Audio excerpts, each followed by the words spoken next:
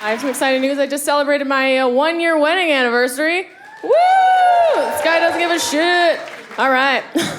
I like being married, though. I really like being married. But I'm noticing a disturbing trend, and it's that all the men in my life don't buy their own underwear. Do you buy your own underwear, sir?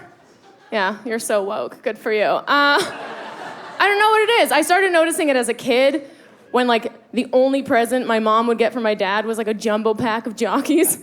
That's all he would get. It was this one shitty present under the tree, and every year he was so excited to get it. He'd just pick it up, shake it, and he's like, what could it be? Rips it open, he's like, Jockeys, thank you, Linda, I needed these. Like, what were you doing before those arrived? Just finding, like, bits of roadkill and wearing them as a sheath? And then I was like, you know what? Maybe it's just an old man thing. So I started asking my guy friends in their 20s and 30s, and I'm like, hey guys, do you buy your own underwear? And they're like, no, my fucking mom buys it, bitch. I'm like, all right. Don't know why there's so much attitude there. Just doing a bit of research.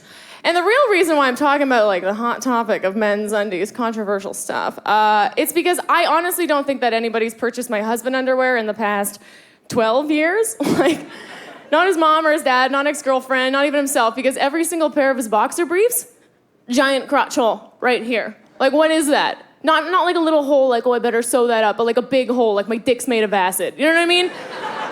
Just this huge crater, and he struts around our apartment like, they're doing their job. I'm like, the one job of men's underwear is, like, strap that shit down, right? Put it to sleep. At this point, his dick's just stuck to his leg like an old tuna or something. The tuna's kind of big, maybe like a perch or a haddock. Smallmouth bass, I don't know my fish.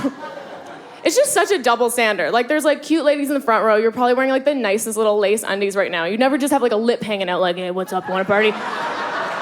It just wouldn't happen.